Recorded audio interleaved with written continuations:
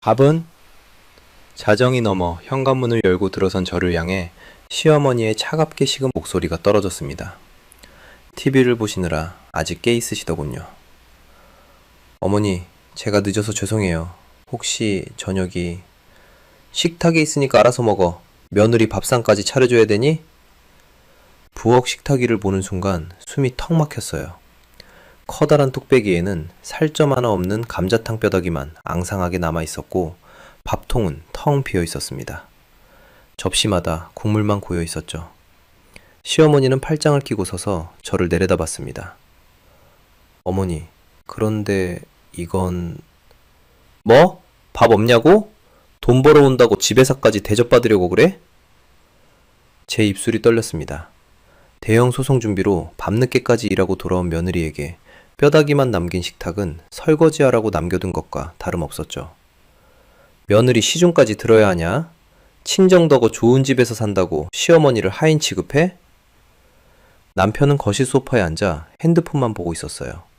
제 편은 아무도 없었습니다. 저는 그 순간 제가 매달 300만 원씩 보내던 생활비가 감사가 아니라 호구의 증거가 되었다는 걸 깨달았습니다. 하지만 그들은 몰랐습니다. 제가 얼마나 오래 이 모든 걸 기억해왔는지, 그리고 그 인내심의 끝에서 무엇이 기다리고 있는지를요. 여러분의 구독, 좋아요는 더 많은 사연을 만드는 힘이 됩니다. 안녕하세요. 저는 정수연이라고 합니다. 서울 서초동에 있는 중견 로펌에서 파트너 변호사로 일하고 있어요. 올해로 36살이고 결혼한 지는 5년째입니다. 지금부터 들려드릴 이야기는 제가 지난 1년 동안 겪은 일들이에요. 아직도 생생하게 기억나는 제 인생에서 가장 뼈아팠던 시간이었습니다. 2024년 겨울이었어요. 저는 당시 수백억 대의 기업 소송을 앞두고 있었고 매일 밤늦게까지 사무실에 남아 서류를 검토하고 있었습니다. 그날도 자정이 다 되어서야 판교 아파트로 돌아왔죠. 현관문을 열고 들어서는 순간 느껴진 건 차가운 공기였어요. 거실 불은 꺼져 있었고 안방에서는 시어머니와 남편의 목소리가 들렸습니다. 저는 조용히 신발을 벗고 부엌으로 향했어요. 배가 고팠거든요. 점심도 제대로 못 먹고 커피만 마신 채 하루를 버텼는데 집에 오면 따뜻한 밥이라도 있을 거라 기대했습니다. 하지만 식탁 위에 놓인 건 충격적이었어요. 커다란 접시에는 감자탕 뼈다귀만 앙상하게 남아 있었고 작은 그릇엔 김치 국물만 고여 있었습니다. 밥통은 텅 비어 있었죠. 어머니, 혹시 밥이? 제가 조심스럽게 물었을 때 안방 문이 벌컥 열렸습니다. 시어머니 장미란 씨가 나오셨어요. 64세의 연세지만 목소리만큼은 또렷했습니다. 왜? 밥 없어? 네, 그게 제가 너무 늦게 들어와서 그런가 봐요. 늦게 들어온 건 내 사정이지. 내가 며느리 시중까지 들어야 하냐? 돈 벌어온다고 집에서까지 대접받으려고? 그 말에 저는 아무 대꾸도 못했습니다. 남편 재훈 씨가 방에서 나왔지만 그저 저를 힐끗 보더니 다시 안방으로 들어가 버렸어요. 저는 그 순간 무너지는 기분이었습니다. 제가 매달 시댁으로 보내는 생활비가 300만 원이었거든요. 공과금, 식비, 용돈까지 전부 포함해서요. 그런데 그 돈을 받는 사람들이 저를 대하는 태도는 이런 식이었습니다. 저는 냉장고를 열어 남은 반찬으로 간단히 끼니를 때웠어요. 목구멍으로 넘어가지 않았지만 배는 채워야 했으니까요. 그리고 서재로 들어가 노트북을 펼쳤습니다. 일을 해야 했어요. 감정에 휘둘릴 시간이 없었죠. 다음 날 아침 출근 준비를 하던 저에게 시어머니가 말씀하셨습니다. 수연아, 이번 주 토요일에 친척 모임 있으니까 알아서 준비해. 네, 어머니. 그리고 용돈 좀 더 줘야겠어. 이번 달은 경조사가 많아서 돈이 모자라. 알겠습니다. 저는 대답만 하고 집을 나섰어요. 차 안에서 한참을 앉아 있었습니다. 핸들을 잡은 손이 떨렸어요. 화가 난 건지, 슬픈 건지, 아니면 그냥 허무한 건지 알 수 없었습니다. 사실 제가 이 집을 샀을 때 이야기를 해야 할 것 같아요. 5년 전 재훈 씨와 결혼할 때 저는 이미 로펌에서 시니어 어소시에이트로 일하고 있었습니다. 연봉도 꽤 괜찮았고 모아둔 돈도 있었죠. 판교 아파트를 전액 현금으로 매수했어요. 6억 5천만 원이었습니다.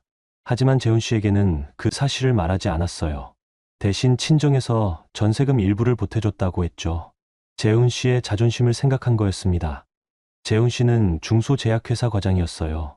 월급은 380만 원 정도였고 성실하고 착한 사람이었습니다. 하지만 제 수입이 그보다 훨씬 많다는 걸 알면 상처받을 것 같았어요. 그래서 저는 제 연봉도 대폭 축소해서 말했습니다. 실제로는 1억 3천만 원 정도 받고 있었지만 4천만 원 정도 된다고 했죠. 그게 선의의 거짓말이었습니다. 문제는 그 거짓말이 시댁 식구들에게까지 전해졌다는 거예요. 장미란 어머니는 우리 며느리가 친정 덕 좀 봤다 하며 친척들에게 말하고 다니셨고, 신우이 하영 씨는 SNS에 새언니는 좋겠다, 친정 부자라는 식으로 올리기도 했습니다. 저는 그 말들을 바로잡지 못했어요. 바로잡으면 재훈 씨의 체면이 깎일 것 같았거든요. 하지만 그 배려는 독이 되어 돌아왔습니다. 시댁 식구들은 점점 저를 친정돈 받아먹은 며느리 정도로 여기기 시작했어요. 그러면서도 매달 생활비는 당연하게 요구했고 명절 때마다 용돈도 챙겨달라고 했습니다. 저는 다 들어줬어요. 가족이니까요. 그날 저녁 로펌 사무실에서 선배 윤도식 변호사님이 제게 물으셨습니다. 수연 변호사, 요즘 얼굴이 안 좋은데 괜찮아요? 네, 선배님. 그냥 좀 피곤해서 그래요. 무리하지 말고 힘들면 언제든 말해요. 당신은 우리 팀에서 가장 중요한 사람이니까. 선배님의 말에 눈시울이 뜨거워졌어요. 회사에서는 인정받고 존중받는데 집에서는 하대당하는 게 너무 아이러니했습니다. 저는 고개를 숙이고 서류를 정리했어요. 눈물이 떨어질 것 같았거든요. 그날 밤 집에 돌아왔을 때도 마찬가지였습니다. 식탁엔 아무것도 없었고 시어머니는 안방에서 TV를 보고 계셨어요. 재훈 씨는 소파에 누워 핸드폰을 하고 있었죠. 여보, 저 왔어요. 응. 그게 전부였습니다. 저는 다시 냉장고를 열고 라면을 끓여 먹었어요. 그러다 문득 생각했습니다. 내가 왜 이렇게 살고 있지? 하고요. 하지만 그 질문에 답할 용기는 아직 없었습니다. 주말이 되었고 친척 모임이 있는 날이었어요. 저는 백화점에서 과일 선물 세트를 사서 들고 갔습니다. 시댁 친척들은 대부분 연세가 많으셨고 저를 반갑게 맞아주셨어요. 하지만 그 속내는 달랐습니다. 식사 자리에서 한 고모님이 물으셨어요. 수연 씨, 요즘도 친정에서 많이 도와주시나 봐요? 판교 아파트면 비쌀 텐데. 장미란 어머니가 웃으며 대답하셨습니다. 그럼요. 친정에서 전세금 많이 보태줬죠. 우리 아들 혼자 벌어서는 어림도 없었어요. 재훈 씨는 옆에서 멋쩍게 웃기만 했습니다. 바로잡지 않았어요. 저는 그 자리에서 아무 말도 못했습니다. 말하면 분위기만 이상해질 것 같았거든요. 하영 씨가 끼어들었습니다. 새언니, 좋으시겠어요. 저는 언제쯤 그런 집에 살 수 있을까요? 아가씨도 곧 좋은 일 생기실 거예요. 에이, 새언니처럼 친정발 좋은 일은 저한텐 없을걸요? 그 말에 주변 사람들이 웃었습니다. 저도 억지로 웃어야 했어요. 하지만 속은 쓰라렸습니다. 제가 밤낮 없이 일해서 번 돈으로 산 집인데 친정 덕이라니요. 식사가 끝나고 화장실에 갔다 오는 길에 제 가방이 열려 있는 걸 발견했습니다. 분명 지퍼를 잠갔는데 말이죠. 이상하다고 생각했지만 별일 아니겠거니 하고 넘어갔어요. 그게 실수였습니다. 그날 밤 집으로 돌아오는 차 안에서 재훈 씨가 말했습니다. 수연아, 오늘 친척분들 앞에서 괜히 불편하게 만들지 마. 제가 뭘 했는데요? 표정이 안 좋았어. 친정 이야기 나올 때. 그게 사실이 아니잖아요. 뭐가? 제 친정에서 돈 보탠 게 아니라 제가 번 돈으로 집을 샀다고요. 재훈 씨는 한참 침묵하더니 말했습니다. 그래도 내 명의로 들어간 거잖아. 그리고 가족끼리 그런 거 따지는 거 아니야. 저는 더 이상 말하지 않았습니다. 말해봤자 소용없다는 걸 알았거든요. 하지만 그날 제 마음속에 작은 금이 갔습니다. 참는 게 미덕이 아니라 방조라는 걸 희미하게나마 느끼기 시작한 거예요. 며칠이 지나고 저는 회사에서 중요한 프레젠테이션을 준비하고 있었습니다. 대형 제약회사와의 특허 분쟁 건이었는데 승소하면 로펌 전체에 큰 이익이 되는 케이스였어요. 저는 밤낮 없이 자료를 검토하고 법리를 정리했습니다. 그러던 어느 날 저녁 재훈 씨에게서 전화가 왔어요. 수연아, 지금 어디야? 회사에 있어요. 왜요? 빨리 나와. 시댁 친척 모임이 있대. 여보, 지금 중요한 발표 준비 중이에요. 다음 주에 재판인데. 그게 중요해. 가족이 중요해. 어머니가 화내신다고. 전화가 끊겼습니다. 저는 한숨을 쉬며 서류를 정리했어요. 가야 했습니다. 안 가면 또 며칠 동안 집안 분위기가 험악해질 테니까요. 식당에 도착했을 때 이미 친척들이 모여 계셨어요. 장미란 어머니가 저를 보시더니 인상을 찌푸리셨습니다. 이제 오냐? 다들 기다렸잖아. 죄송해요, 어머니. 회사 일이 좀, 회사 일, 회사 일. 맨날 회사 핑계야. 시댁 행사는 뒷전이고. 저는 조용히 자리에 앉았습니다. 재훈 씨는 옆에 앉아 아무 말도 하지 않았어요. 하영 씨가 제 옆자리에 앉으며 말했습니다. 새언니, 요즘 되게 바쁘신가 봐요? 응, 아가씨, 좀 바빠. 역시 변호사는 힘들긴 하나 봐요. 저는 그냥 편하게 살래요. 새언니처럼 친정백 좋으면 굳이 그렇게 일 안 해도 되잖아요? 그 말에 주변 친척들이 웃었습니다. 저는 웃지 못했어요. 웃을 수가 없었습니다. 식사가 시작되고 장미란 어머니가 말씀하셨어요. 우리 며느리가 좀 늦게 왔지만 뭐 친정 덕에 좋은 집에서 사니까 바쁜 척이라도 해야죠. 안 그래요? 또다시 웃음이 터졌습니다. 저는 그 웃음 속에서 혼자 고립된 기분이었어요. 재훈 씨를 보았지만 그는 그저 고개를 숙이고 밥만 먹고 있었습니다. 한 친척 아저씨가 물으셨어요. 그래도 며느리가 변호사면 좋잖아요.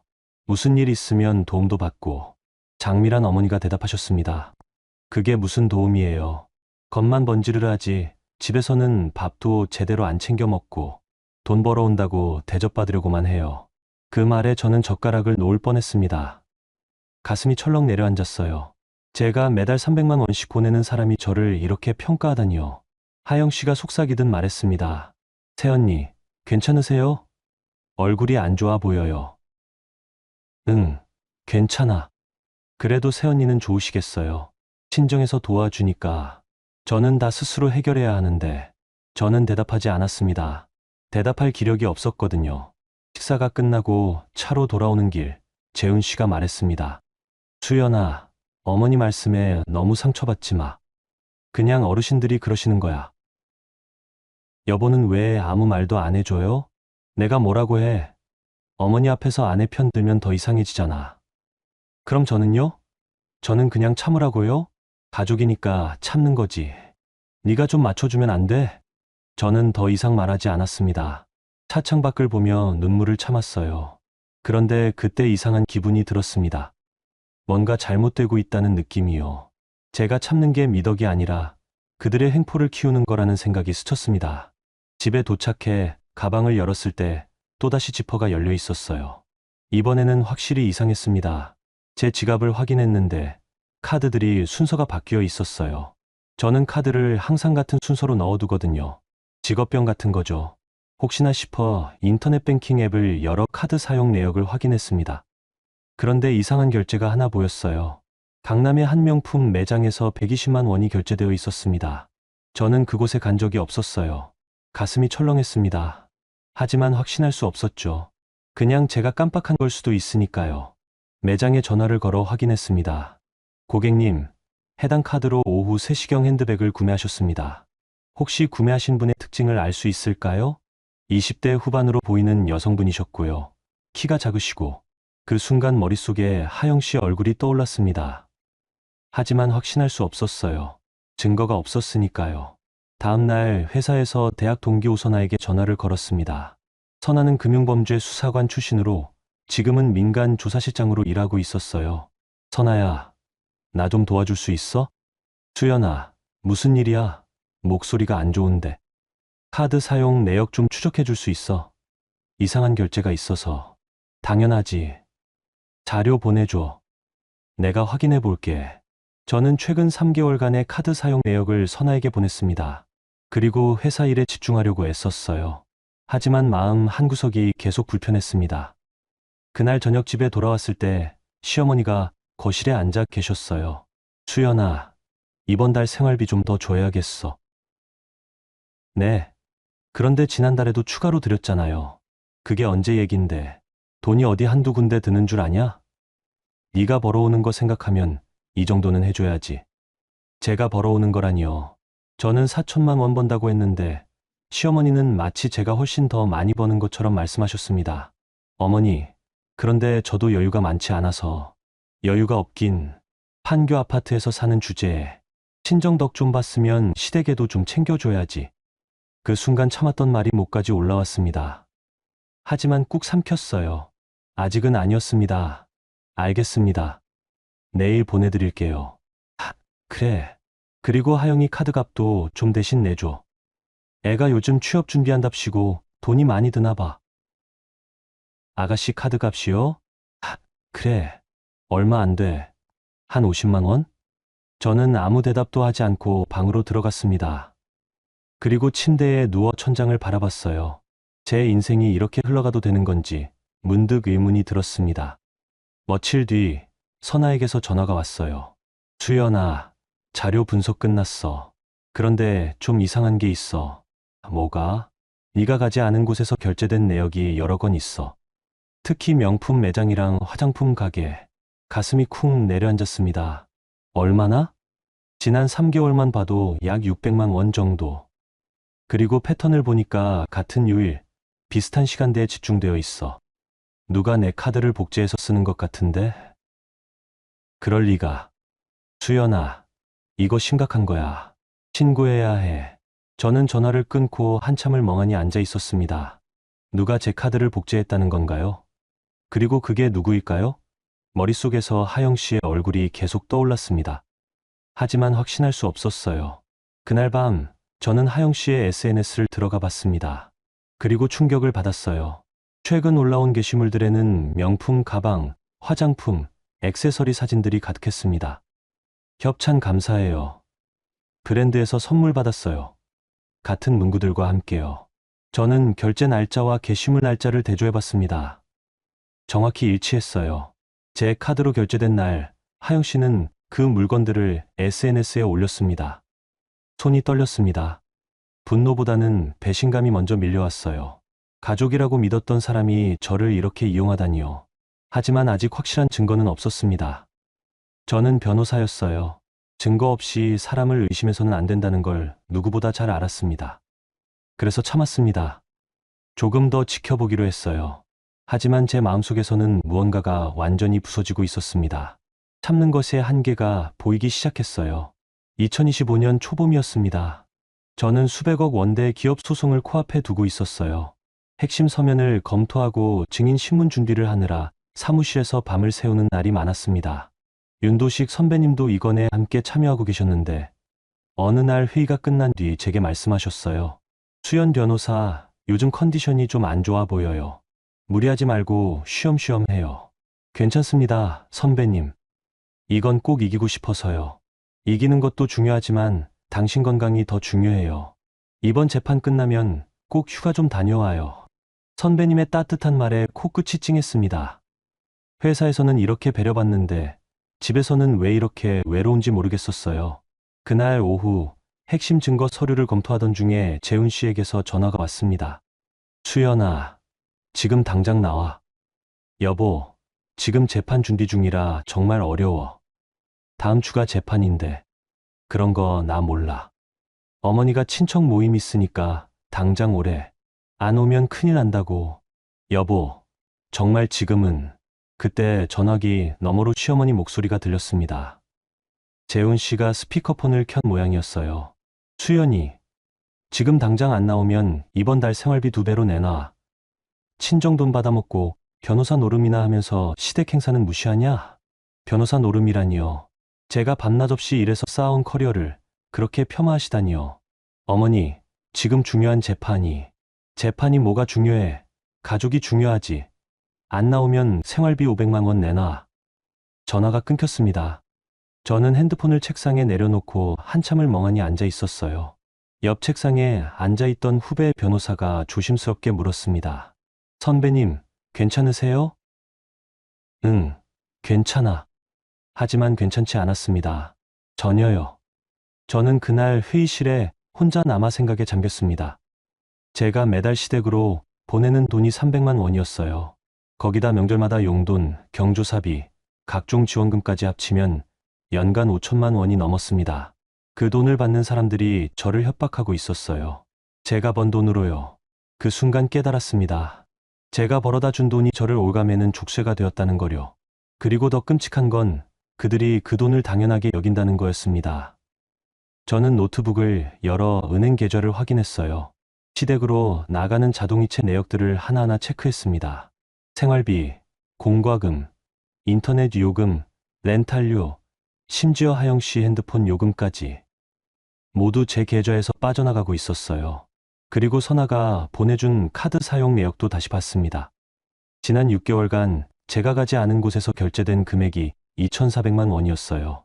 명품 가방, 화장품, 옷, 액세서리. 모두 하영 씨가 SNS에 올린 것들이었습니다. 손이 떨렸습니다. 이번엔 분노였어요. 제가 이렇게 당하고만 있을 이유가 없었습니다. 그날 밤 늦게 집에 돌아왔을 때 시어머니가 거실에서 기다리고 계셨습니다. 왜 이제 와? 친척 모임 다 끝났어. 죄송합니다, 어머니. 정말 빠질 수 없는 회의가. 회의가 뭐가 중요해? 시댁 체면이 중요하지. 친척들이 다 뭐라고 했는지 알아? 재훈 씨도 소파에서 벌떡 일어나 말했습니다. 수연아, 이게 몇 번째야? 어머니 말씀 무시하는 거? 무시하는 게 아니에요. 정말 중요한 일이 있었다고요. 중요한 일? 내 일이 가족보다 중요해? 그 순간 참았던 말이 터져 나왔습니다. 그럼 가족이에요? 저한테 가족처럼 대해준 적 있어요? 재훈 씨의 얼굴이 굳었습니다. 시어머니가 소리쳤어요. 뭐라고? 지금 네가 누구한테 대들어? 대드는 게 아니에요. 저도 사람이에요. 밤낮 없이 일하고 들어와서 밥 한 끼 제대로 못 먹고 돈만 갖다 바치면서 사는 게 가족인가요? 돈. 네가 버는 돈이 뭐가 대단하다고. 친정 덕 좀 봤으면 시댁에 충성해야지. 그 말에 저는 웃음이 나왔습니다. 쓴 웃음이었어요. 친정 덕이요? 제가 친정에서 돈 받은 게 뭐가 있는데요? 판교 아파트 전세금. 그거 제가 번 돈으로 전액 현금 매수한 거예요. 친정 돈 한 푼도 안 들어갔어요. 순간 거실이 조용해졌습니다. 재훈 씨가 놀란 표정으로 저를 봤어요. 이 집 제 단독 명의예요. 6억 5천만 원 전액 현금으로 제가 샀어요. 친정 도움 같은 거 없었어요. 시어머니의 얼굴이 일그러졌습니다. 거짓말. 네가 무슨 돈이 있어서. 변호사니까요. 그리고 제 연봉 4천만 원이 아니에요. 작년 기준 1억 3천만 원이에요. 재훈 씨가 뒤로 물러섰습니다. 믿을 수 없다는 표정이었어요. 수연아, 그럼 지금까지 왜? 여보 자존심 상할까 봐요. 제가 배려한 거였어요. 그런데 그 배려가 저를 갉아먹는 칼이 될 줄은 몰랐네요. 시어머니가 소리쳤습니다. 그럼 뭐 어쩌라고? 지금 와서 잘난 척하려고? 잘난 척이 아니에요. 사실을 말한 거예요. 그리고 어머니, 이제 생활비 못 드려요. 뭐라고? 매달 300만 원씩, 1년이면 3,600만 원이에요. 거기다 명절, 경조사, 각종 지원금 합치면 5천만 원이 넘어요. 그런데 저한테 돌아오는 건 모욕과 무시뿐이었어요. 이제 그만할게요. 재훈 씨가 다가와 제 팔을 잡았습니다. 수연아, 진정해. 우리 얘기 좀 하자. 진정하라고요? 전 충분히 진정했어요. 오히려 너무 오래 참았죠. 저는 팔을 뿌리치고 방으로 들어갔습니다. 그리고 문을 잠갔어요. 밖에서 시어머니와 재훈 씨가 소리치는 게 들렸지만 더 이상 귀에 들어오지 않았습니다. 저는 침대에 앉아 노트북을 켰어요. 그리고 은행 앱에 접속해 시댁으로 나가는 모든 자동이체를 중단했습니다. 생활비, 공과금, 렌탈료, 핸드폰 요금, 전부요.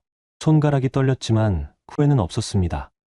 이제 더 이상 참을 수 없었거든요. 그날 밤 저는 처음으로 편하게 잠들었습니다. 오랜만에 악몽도 꾸지 않았어요. 다음 날 아침 집안은 냉랭했습니다. 시어머니는 안방에서 나오지 않으셨고 재훈 씨는 출근 준비를 하면서도 저와 눈을 마주치지 않았어요.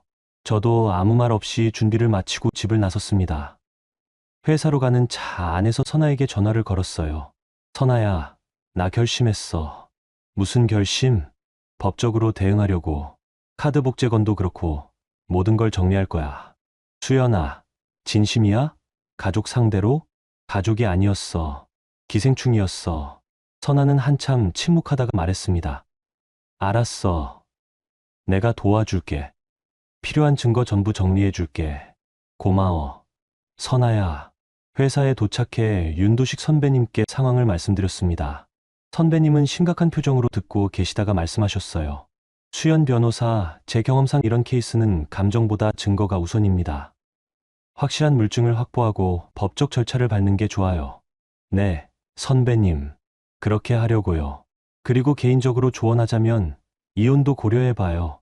배우자가 당신 편이 되지 못하는 결혼은 의미가 없어요. 선배님의 말에 가슴이 철렁했지만 부정할 수 없었습니다. 재훈 씨는 단 한 번도 제 편이 되어준 적이 없었으니까요. 그날 저녁 집에 돌아가지 않고 호텔을 잡았습니다. 생각을 정리할 시간이 필요했어요. 노트북을 열어 지난 5년간의 계좌 이체 내역을 전부 출력했습니다. 시댁으로 나간 돈이 총 2억 3천만 원이었어요. 생활비, 용돈, 경조사비, 각종 지원금 모두 합치면 그 정도였습니다. 그리고 카드 사용 내역도 정리했어요. 제가 가지 않은 곳에서 결제된 금액만 따로 추렸는데 6개월간 2,400만 원이었습니다. 하영 씨가 SNS에 올린 물건들과 정확히 일치했어요. 증거는 충분했습니다. 이제 행동할 차례였죠. 다음 날 토요일 아침 시어머니에게서 전화가 왔습니다. 수연아, 생활비가 안 들어왔어. 뭐 하는 거야? 어머니, 말씀드렸잖아요. 이제 못 드린다고요. 뭐? 네가 지금 장난해? 장난 아니에요. 진심이에요. 당장 집으로 와. 우리 얘기 좀 하자. 전화가 끊겼습니다. 저는 한숨을 쉬고 호텔 침대에 앉았어요. 곧 폭풍이 몰아칠 게 분명했습니다. 오후가 되자 재훈 씨에게서 연락이 왔습니다. 수연아, 어디야? 집에 와. 어머니가 화내신다. 안 갈 거예요. 뭐? 수연아, 장난 아냐. 어머니가 정말 화나셨어. 하영이도 와 있고. 그래요? 아가씨한테 물어봐요. 제 카드로 몇 천만 원어치 명품 산 거 어떻게 할 건지. 무슨 소리야? 여보도 모르셨죠? 아가씨가 제 카드 복제해서 6개월 동안 2,400만 원어치 물건 샀어요. 증거 다 있어요. 재훈 씨가 당황하는 게 느껴졌습니다. 그럴 리가. CCTV, 결제 내역, SNS 게시물 날짜. 다 맞아떨어져요. 법적으로 대응할 거예요. 수연아, 제발 집에 와서 얘기하자. 우리 가족인데, 가족이라면 이렇게 안 했겠죠. 저는 전화를 끊었습니다. 그리고 선아에게 연락했어요. 선아야, 증거 자료 정리 다 됐어? 응, 다 됐어. 카드 복제 정황, 결제 장소 CCTV 영상 요청서, 신우이 SNS 게시물 캡처 전부. 이거면 형사고소 가능해. 고마워. 일단 보류할게. 먼저 민사로 갈 거야. 알았어. 필요하면 언제든 연락해. 일요일 오전, 시어머니와 하영 씨가 제가 머무는 호텔로 찾아왔습니다. 로비에서 만났는데 시어머니 얼굴이 불그락불락했어요. 수연이, 이게 무슨 짓이야? 조용히 하세요, 어머니. 여기 공공장소예요. 공공장소는 무슨, 당장 생활비 보내. 공과금 다 밀렸어. 제가 왜 보내드려야 하죠? 네가 며느리니까. 며느리라서 돈만 갖다 바쳐야 해요? 존중은 안 받고요? 하영 씨가 끼어들었습니다. 새언니, 이러시면 안 되죠. 우리 가족인데. 저는 하영 씨를 똑바로 봤습니다. 아가씨, 제 카드로 명품 산 거 어떻게 할 건가요? 하영 씨 얼굴이 하얗게 질렸어요. 그게 무슨. 협찬 받았다고 SNS에 올린 명품들 다 제 카드로 사신 거죠. 증거 다 있어요. 시어머니가 소리쳤습니다. 그게 뭐가 대수야. 가족끼리 카드 좀 쓰면 어때? 카드 복제는 범죄예요, 어머니. 형법상 절도죄에 해당해요. 뭐? 지금 내 시누이를 도둑 취급해. 사실이니까요. 하영 씨가 울음을 터뜨렸습니다. 새언니, 제가 잘못했어요. 그런데 이렇게까지 하실 거예요? 잘못했으면 변상하세요. 2,400만 원. 그런 돈이 어디 있어요. 그런 법적으로 처리할 수밖에 없네요. 시어머니가 제 팔을 붙잡았습니다. 수연아, 제발. 우리 하영이 인생 망가뜨리지 마. 가족이잖아. 가족이면 이렇게 안 했겠죠, 어머니. 저는 팔을 뿌리치고 자리를 떴습니다. 뒤에서 시어머니가 소리치는 게 들렸지만 돌아보지 않았어요. 그날 저녁 재훈 씨에게서 수십 통의 전화가 왔습니다. 받지 않았어요. 대신 문자를 보냈습니다. 이혼 소송 준비 중입니다. 변호사 통해서 연락 주세요. 답장은 오지 않았습니다. 월요일 회사에 출근해 이혼 소송 준비를 시작했어요. 윤도식 선배님이 직접 맡아주겠다고 하셨습니다. 수연 변호사, 이거는 제가 맡을게요. 당신은 의뢰인 입장에서 편하게 있어요. 감사합니다, 선배님. 그리고 집은요? 아직 안 들어갔어요. 당분간 호텔에 있으려고요. 현명한 판단이에요. 증거인멸 우려도 있으니까. 그날 오후 재훈 씨가 로펌으로 찾아왔습니다. 리셉션에서 연락이 왔어요. 수연 변호사님, 방문객이 계십니다. 보내지 마세요. 변호사 통해 연락하라고 전해주세요. 하지만 재훈 씨는 로비에서 큰 소리로 떠들기 시작했습니다. 수연아, 나와. 우리 얘기 좀 하자고. 보안요원이 제지했지만 재훈 씨는 계속 소리를 질렀어요. 결국 제가 내려가야 했습니다. 여보, 여기서 이러지 마세요. 그럼 어쩌라고. 전화도 안 받고 집에도 안 들어오고 변호사 통해 연락하라고 했잖아요. 변호사, 수연아, 우리 이혼까지 갈 일이야. 그냥 얘기로 풀 수 있잖아. 얘기로 풀 수 있었으면 진작 풀었겠죠.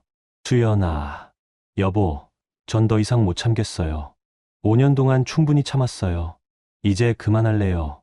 저는 돌아서서 엘리베이터로 향했습니다. 재훈 씨가 뒤따라왔지만 보안요원이 막았어요. 사무실로 돌아온 저는 책상에 앉아 한참을 멍하니 있었습니다. 가슴이 아팠지만 후회는 없었어요. 이게 맞는 길이었으니까요. 그날 밤 재훈 씨 가족에게서 공과금 독촉 문자가 오기 시작했습니다. 전기, 가스, 인터넷, 렌탈료 모두 제 카드로 자동 결제되던 것들이었는데 제가 중단해버렸으니까요. 시어머니에게서 전화가 왔습니다. 수연아, 공과금 끊겼어. 당장 해결해. 제 카드로 결제하시면 안 돼요. 재훈 씨 명의로 바꾸세요. 재훈이 월급으로 어떻게 다 감당해. 그건 제 문제가 아니에요. 이 나쁜 년, 네가 이럴 거야? 저는 전화를 끊었습니다. 그리고 차단했어요. 며칠 뒤 하영 씨 SNS를 보니 업데이트가 뚝 끊겨 있었습니다. 아마 더 이상 명품을 살 돈이 없어진 모양이었어요. 광고주들도 연락이 끊긴 모양이었죠. 저는 그제야 조금 숨통이 트이는 기분이었습니다. 제가 흘린 땀의 대가가 더 이상 그들의 사치에 쓰이지 않는다는 사실이 후련했어요. 하지만 이건 시작에 불과했습니다. 진짜 싸움은 이제부터였으니까요. 2025년 봄, 저는 로펌 조사실에서 선아와 함께 증거를 정리하고 있었습니다. 카드 사용 내역, CCTV 영상 요청서, 하영 씨 SNS 게시물 캡처본. 모든 게 한 폴더에 정리되어 있었어요.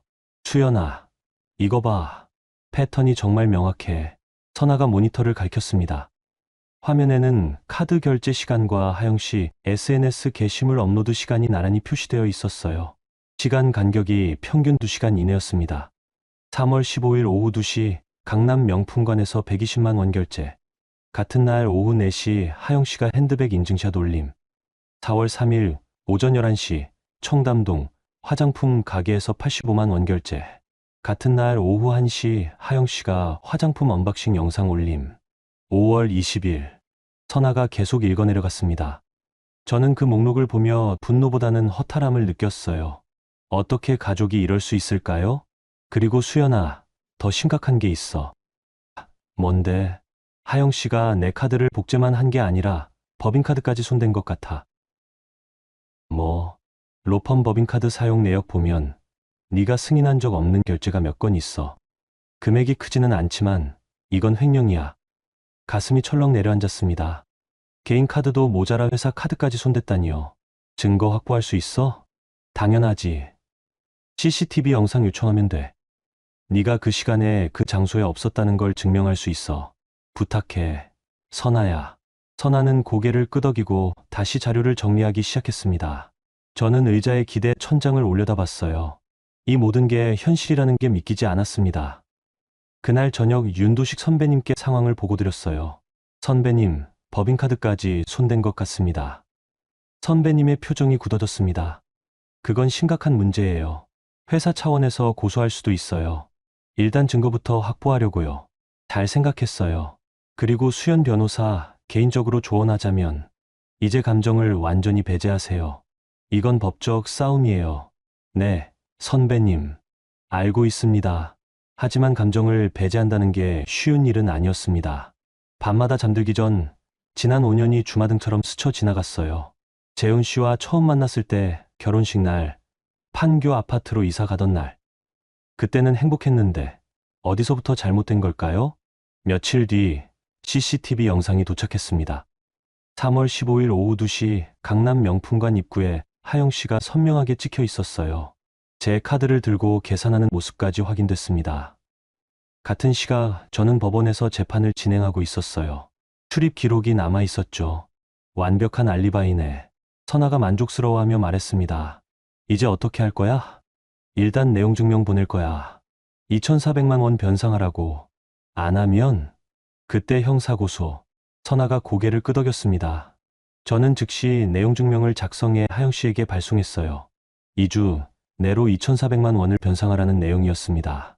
답장은 오지 않았습니다. 대신 시어머니에게서 전화가 왔어요. 수연아, 하영이한테 무슨 짓이야? 법적 절차예요, 어머니. 법적 절차는 무슨, 가족끼리 그럴 거야? 카드 절도는 범죄예요. 가족이라고 봐주는 게 없어요. 이 나쁜 년. 네가 정말 끝까지 이럴 거야? 네, 끝까지 할 거예요. 전화를 끊었습니다.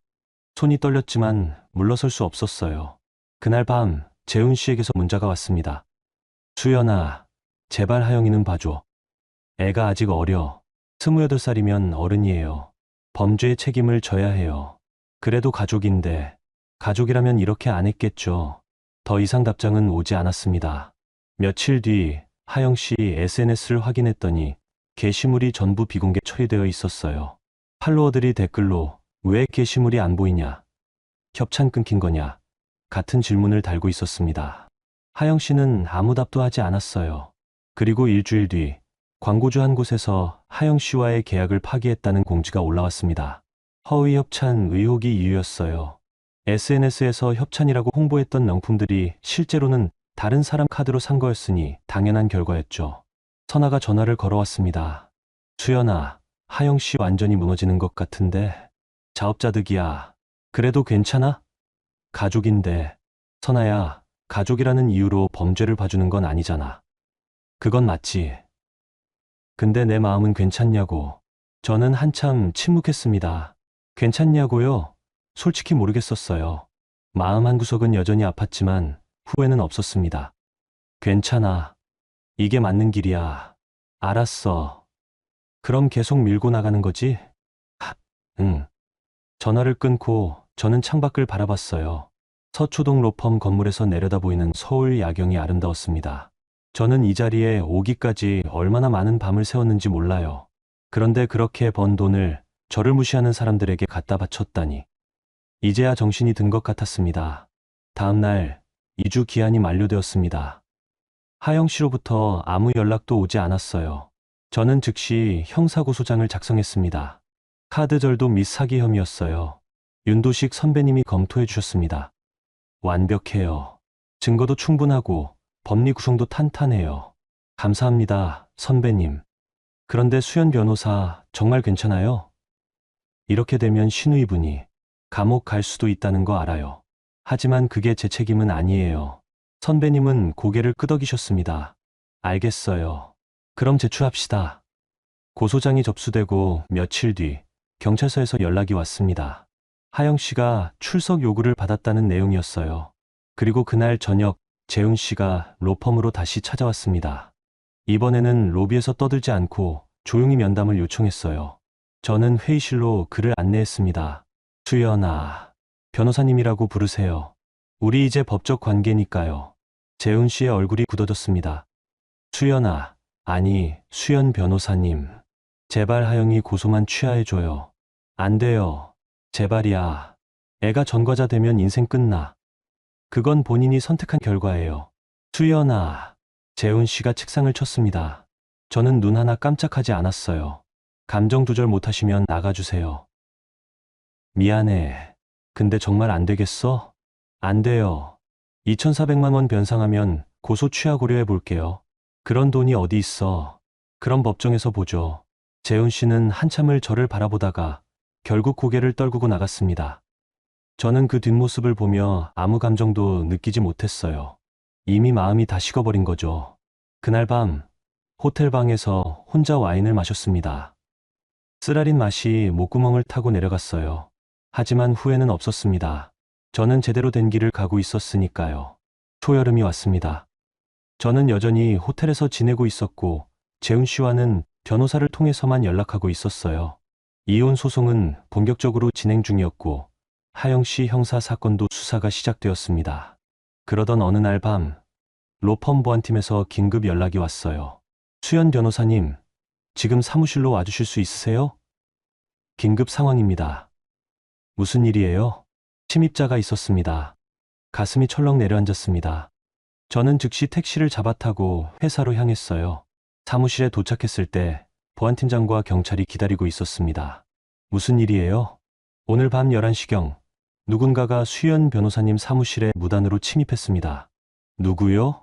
CCTV 확인 결과 배우자분이십니다. 순간 머리가 하얘졌습니다. 재훈 씨가요? 지금 어디 있어요? 이미 퇴거하셨습니다.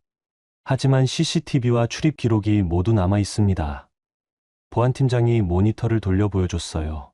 화면에는 재훈 씨가 제 책상 서랍을 뒤지고 문서 보관실까지 들어가는 모습이 선명하게 찍혀 있었습니다. 뭘 찾은 것 같나요? 정확히는 알 수 없지만 서류 몇 장을 휴대폰으로 촬영한 것 같습니다. 분노가 치밀어 올랐습니다. 고객 정보가 담긴 서류일 수도 있었어요. 이건 단순한 부부 싸움이 아니라 업무방해이자 기밀 유출이었습니다. 고소하겠습니다. 경찰이 고개를 끄덕였습니다. 진술서 작성해 주시면 즉시 처리하겠습니다. 저는 그 자리에서 진술서를 작성했어요. 손이 떨렸지만 또박또박 썼습니다. 재훈 씨가 이렇게까지 할 줄은 몰랐어요. 다음 날 아침 윤도식 선배님께 상황을 보고드렸습니다. 선배님, 재훈 씨가 사무실에 무단 침입했어요. 선배님의 얼굴이 굳어졌습니다. 뭐라고요? 어젯밤에 제 책상이랑 문서 보관실을 뒤졌어요. CCTV에 다 찍혔어요. 이건 심각한 문제예요. 로펌 차원에서도 대응해야 해요. 죄송합니다, 선배님. 제 개인사 때문에. 아니에요. 이건 개인사가 아니라 보안 문제예요. 로펌 전체의 신뢰가 걸린 일이에요. 선배님은 즉시 대표 변호사님께 보고하셨고, 로펌 차원에서도 재훈 씨를 고소하기로 결정했습니다. 그날 오후 재훈 씨에게서 전화가 왔어요. 받지 않았지만 문자가 계속 왔습니다. 수연아, 미안해. 나도 너무 다급했어. 제발 고소만 취하해줘. 나 회사에서 잘릴 것 같아. 우리 다시 얘기해보자. 이혼 안 할게. 저는 답장하지 않았습니다. 대신 변호사를 통해 연락했어요. 앞으로 직접 연락 금지. 위반 시 접근 금지 가처분 신청. 며칠 뒤 재훈 씨가 경찰 조사를 받았다는 소식이 들렸습니다. 그리고 그의 회사에서도 상황을 알게 되었어요. 중소제약회사였지만 규정이 엄격했습니다. 타사 기밀 유출 시도는 중징계 사유였죠. 재훈 씨는 결국 회사에서 징계위원회에 회부되었고 사직 권고를 받았습니다. 시어머니에게서 전화가 왔어요. 수연아, 재훈이가 회사에서 잘렸어. 이게 다 내 때문이야. 제 때문이 아니에요. 재훈 씨가 범죄를 저질렀으니까요. 범죄? 남편이 아내 회사에 간 게 무슨 범죄야. 무단 침입이고 기밀 유출 시도예요. 형법상 명백한 범죄예요. 이 나쁜 년, 네가 정말. 저는 전화를 끊었습니다. 그리고 다시 차단했어요. 그날 밤 선아에게서 전화가 왔습니다. 수연아, 괜찮아? 응, 괜찮아. 진짜. 모르겠어. 선아야, 괜찮아야 하는데 마음 한구석이 계속 아파. 당연하지. 사랑했던 사람인데 사랑했을까? 지금 생각하면 잘 모르겠어. 선아는 한참 침묵하다가 말했습니다. 수연아, 네가 지금 하는 게 맞아. 흔들리지 마. 고마워. 선아야. 전화를 끊고 저는 창밖을 바라봤어요. 서울 야경이 여전히 아름다웠습니다. 하지만 그 아름다움이 전처럼 느껴지지 않았어요. 며칠 뒤 재훈 씨 형사 사건 조사 결과가 나왔습니다. 기소 의견이었어요. 로펌 기밀 문서를 무단으로 촬영한 정황이 명확했으니까요. 윤도식 선배님이 말씀하셨습니다. 수연 변호사, 이제 이혼 소송에 집중하세요. 형사건은 검찰이 알아서 할 거예요. 네, 선배님. 그리고 개인적으로 힘내요. 당신은 잘하고 있어요. 선배님의 말에 눈시울이 뜨거워졌습니다. 회사에서는 이렇게 인정받는데 가족에게는 왜 이렇게 무시당했을까요? 그날 저녁 판교 아파트를 방문했습니다. 제 소유니까 언제든 들어갈 수 있었죠. 재훈 씨는 없었고 시어머니만 계셨어요. 뭐하러 왔어? 제 짐 좀 챙기러 왔어요. 여기 내 집 아니야. 우리 집이야. 등기부등본 확인해 보세요. 제 단독 명의예요. 시어머니의 얼굴이 붉어졌습니다. 그럼 뭐 어쩌라고? 쫓아내려고? 법원 판결 나오면 퇴거하셔야 해요. 이 나쁜 년. 저는 더 이상 듣지 않고 안방으로 들어갔습니다. 옷과 서류들을 챙겨 가방에 넣었어요. 5년 동안 살았던 집인데 이제는 낯설게만 느껴졌습니다. 짐을 챙겨 나오는데 시어머니가 막아섰어요. 수연아, 제발 우리 좀 살려줘. 재훈이 회사에서 잘렸어. 하영이는 전과자 될 판이고 우리 다 죽으라는 거야? 그건 제 책임이 아니에요. 책임이 아니긴 네가 고소해서 이렇게 된 거잖아. 제가 고소한 게 아니라 그쪽이 범죄를 저질렀어요. 범죄. 가족끼리 그런 말 쓰는 거 아니야. 가족이었으면 이렇게 안 했겠죠. 저는 시어머니를 지나쳐 현관으로 향했습니다. 뒤에서 시어머니가 울부짖는 소리가 들렸지만 돌아보지 않았어요. 차에 타서 한참을 그대로 앉아 있었습니다. 눈물이 흘러내렸어요. 슬퍼서라기보다는 허망해서였습니다. 5년이 이렇게 끝나다니. 하지만 후회는 없었습니다. 이제 더 이상 물러설 수 없었으니까요. 2025년 여름 가정법원 조정실이었습니다. 이혼 조정 첫날이었어요. 저는 윤도식 선배님과 함께 앉아 있었고 맞은편에는 재훈 씨와 그의 변호사 그리고 시어머니가 앉아 계셨습니다. 조정위원이 말했습니다. 양측 모두 진정하시고 원만한 합의를 위해 노력해 주시기 바랍니다. 시어머니가 즉시 끼어들었습니다. 원만한 합의요? 저 며느리가 우리 가족을 파탄냈는데요. 어머니, 조용히 하세요. 재훈 씨가 말렸지만 시어머니는 계속 소리쳤어요. 조용히 하긴. 친정 덕 좀 봤으면 시댁에 충성해야지. 이게 뭐 하는 짓이야? 윤도식 선배님이 차분하게 말씀하셨습니다. 친정 덕이라는 표현은 사실과 다릅니다. 증거를 제시하겠습니다. 선배님은 판교 아파트 등기부등본을 꺼내셨어요. 이 아파트는 정수연 변호사 단독 명의입니다. 매수 시기는 2020년 2월, 매수 가격은 6억 5천만 원이며 전액 현금으로 납부했습니다. 이체 기록이 여기 있습니다. 재훈 씨의 얼굴이 굳어졌습니다. 시어머니가 소리쳤어요. 거짓말. 우리 아들 월급으로 어떻게. 그래서 거짓말이 아니라는 겁니다. 정수연 변호사의 당시 연봉은 9,500만 원이었고 저축해둔 돈이 4억 원 있었습니다. 친정 지원은 단 1원도 없었습니다. 조정실이 조용해졌습니다. 재훈 씨가 고개를 숙였어요. 선배님이 계속하셨습니다. 그리고 지난 5년간 시댁으로 나간 금액은 총 2억 3천만 원입니다. 생활비, 용돈, 경조사비 등 모든 내역이 여기 있습니다. 더불어 신우이 김하영 씨의 카드절도 건 6개월간 2,400만 원 상당의 명품을 무단으로 구매한 증거도 있습니다. CCTV, SNS 게시물, 결제 내용 모두 확보되어 있습니다. 시어머니가 벌떡 일어섰습니다. 그건 가족끼리, 가족이라고 범죄가 정당화되지 않습니다. 선배님의 단호한 목소리에 시어머니가 주저앉았어요. 재훈 씨 변호사가 말했습니다. 하지만 결혼 생활 중에 형성된 재산은 부부 공동 재산 아닙니까? 아닙니다. 해당 아파트는 결혼 전 정수연 변호사 개인 재산으로 구매했고 결혼 후에도 단독 명의로 유지되었습니다. 공동 재산으로 볼 수 없습니다. 조정위원이 서류를 검토하더니 고개를 끄덕였습니다. 증거가 명확하네요. 이혼 사유도 충분해 보입니다. 재훈 씨가 입을 열었습니다. 수연아, 아니, 수연 변호사님. 제발 다시 생각해줘요. 우리 다시 시작할 수 있어요. 저는 처음으로 재훈 씨를 똑바로 봤습니다. 다시 시작하자고요? 여보, 아니, 재훈 씨. 저는 5년 동안 당신 자존심 지켜주려고 제 능력을 숨겼어요. 그런데 그게 어떻게 돌아왔죠? 수연아, 당신 가족은 저를 친정빨로 무시했고 제가 번 돈으로 사치를 부렸어요. 당신은 단 한 번도 제 편이 되어주지 않았고요. 미안해. 내가 잘못했어. 미안하다고 다 해결되는 게 아니에요. 저는 더 이상 못 참겠어요. 재훈 씨가 고개를 떨어뜨렸습니다.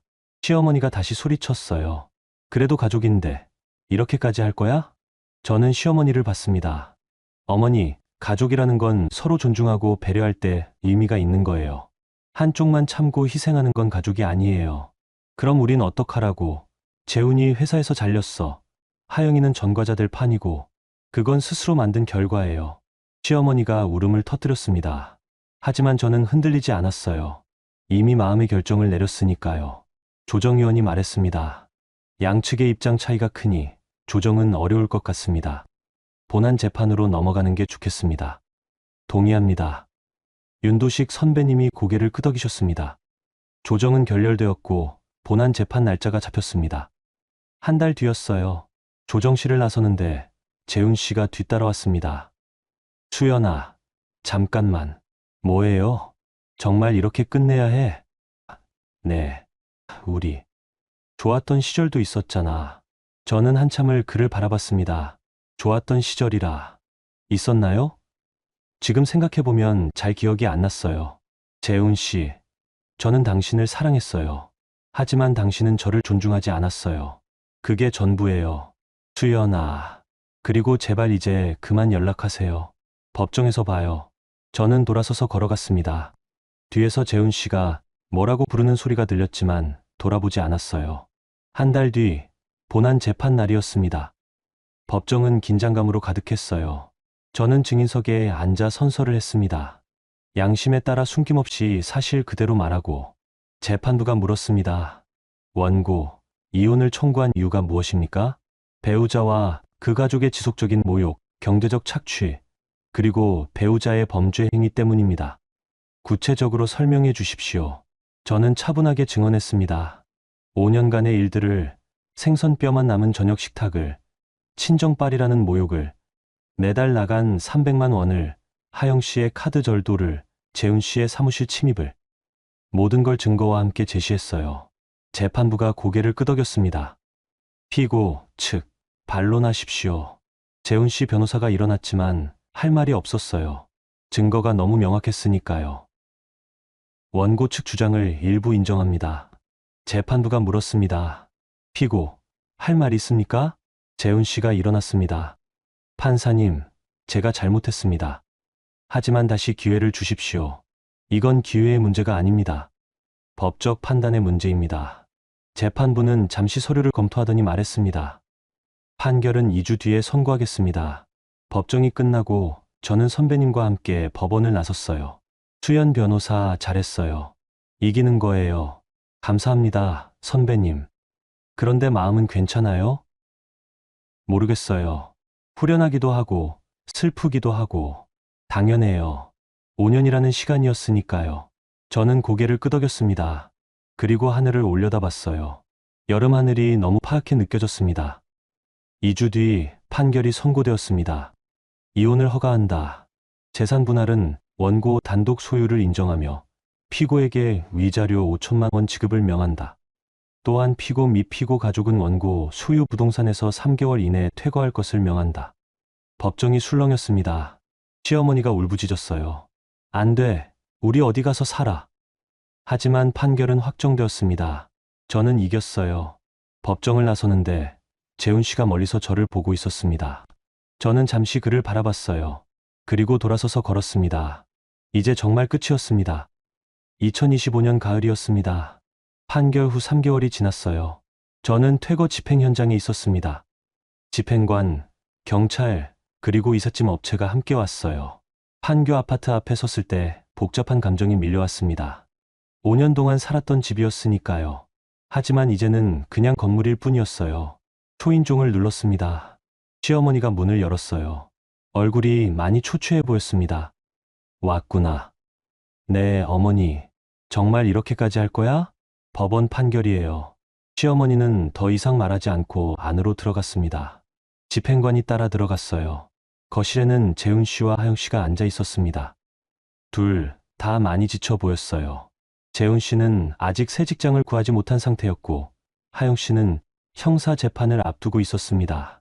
수연 변호사님, 퇴거 집행을 시작하겠습니다. 네. 이삿짐 업체가 들어와 짐을 싸기 시작했습니다. 시어머니가 소파에 앉아 울고 있었어요. 하지만 저는 더 이상 마음이 흔들리지 않았습니다. 재훈 씨가 다가왔습니다. 수연아, 마지막으로 한 가지만 물어봐도 돼? 뭐예요? 나를 사랑한 적이 있었어? 저는 한참을 침묵했습니다. 사랑했을까요? 있었어요. 하지만 그건 제가 만든 환상이었던 것 같아요. 그렇구나. 재훈 씨, 새 직장 빨리 구하세요. 그리고 앞으로는 다른 사람한테 의지하지 말고 스스로 살아가세요. 재훈 씨는 대답하지 않았습니다. 퇴거 집행은 2시간 만에 끝났어요. 재훈 씨 가족은 시어머니 친구 집으로 임시로 들어간다고 했습니다. 나중에 들은 얘기로는 결국 작은 원룸을 얻어 셋이서 살게 되었다고 해요. 저는 빈 아파트를 둘러봤습니다. 5년의 흔적이 모두 사라진 공간이었어요. 이상하게도 후련했습니다. 몇 달 뒤 저는 로펌 공동대표로 승진했습니다. 그동안의 성과를 인정받은 거였어요. 윤도식 선배님이 축하해 주셨습니다. 수연 변호사, 축하해요. 당신은 자격이 충분해요. 감사합니다, 선배님. 선배님 덕분이에요. 아니에요. 당신 실력이에요. 승진과 함께 저는 강남에 새 집을 샀어요. 펜트하우스였습니다. 이번엔 누구한테도 숨기지 않았어요. 제가 번 돈으로 제 이름으로 당당하게 샀습니다.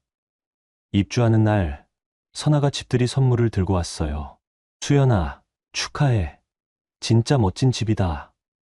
고마워. 선아야, 네가 없었으면 못 이겨냈을 거야. 무슨 소리. 네가 강해서 이긴 거지. 우리는 함께 와인을 마시며 이야기를 나눴어요. 지난 1년이 주마등처럼 스쳐 지나갔습니다. 수연아, 후회 안 해? 후회. 전혀. 진짜. 응. 오히려 왜 진작 안 했나 싶어. 선아가 웃었습니다. 그럼 됐다. 앞으로 행복하게 살아. 응, 그럴게. 창밖으로 서울 야경이 보였습니다. 예전처럼 아름다웠어요. 하지만 이제는 그 아름다움을 온전히 느낄 수 있었습니다. 더 이상 누구한테도 짓눌려 있지 않았으니까요. 며칠 뒤 우연히 하영 씨 소식을 들었습니다. 카드절도 건으로 집행유예를 선고받았다고 해요. SNS 계정은 완전히 폐쇄되었고 광고주들도 모두 떠났다고 했습니다. 자업자득이었죠. 재훈 씨는 결국 작은 회사에 취직했다고 들었어요. 월급은 예전의 절반 수준이라고 했습니다. 시어머니와 하영 씨, 세 식구가 좁은 원룸에서 생활하고 있다는 얘기도 들었어요. 서로 티격태격하며 불행하게 산다고 했습니다. 저는 그 소식을 듣고도 별다른 감정이 들지 않았어요. 동정도, 쾌감도 아니었습니다. 그냥 담담했어요. 어느 날 저녁 펜트하우스 부엌에서 저녁을 준비했습니다. 제가 좋아하는 파스타를 만들었어요. 예전에는 언제 먹어봤나 싶었습니다. 항상 시댁 식구들 입맛에 맞춰야 했으니까요. 식탁에 앉아 혼자 저녁을 먹었습니다. 조용했지만 외롭지 않았어요. 오히려 평화로웠습니다. 문득 5년 전이 떠올랐어요. 재훈 씨와 처음 만났을 때, 결혼을 결심했을 때. 그때는 행복할 줄 알았는데 착각이었습니다. 진짜 행복은 다른 사람이 아니라 나 자신에게서 나오는 거였어요. 저는 이제 제 빛을 숨기지 않습니다. 제가 번 돈을, 제가 쌓은 커리어를, 제 능력을 당당하게 드러내요. 그리고 그것에 대해 죄책감을 느끼지 않습니다. 창밖으로 강남 야경이 반짝이고 있었습니다. 저는 와인잔을 들어 올렸어요. 건배. 나 자신에게. 혼자서 건배하는 게 쓸쓸해 보일 수도 있겠지만 전혀 그렇지 않았습니다. 오히려 자유로웠어요. 다음 날 아침 로펌 공동대표 첫 회의가 있었습니다. 대표 변호사님이 말씀하셨어요.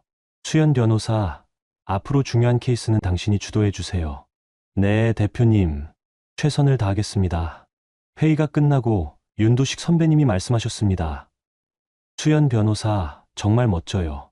이제 완전히 다시 태어난 것 같아요. 감사합니다, 선배님. 선배님 덕분에 여기까지 왔어요. 아니에요. 당신 혼자 힘으로 해낸 거예요. 저는 고개를 끄덕였습니다. 맞아요. 제가 해낸 거였습니다.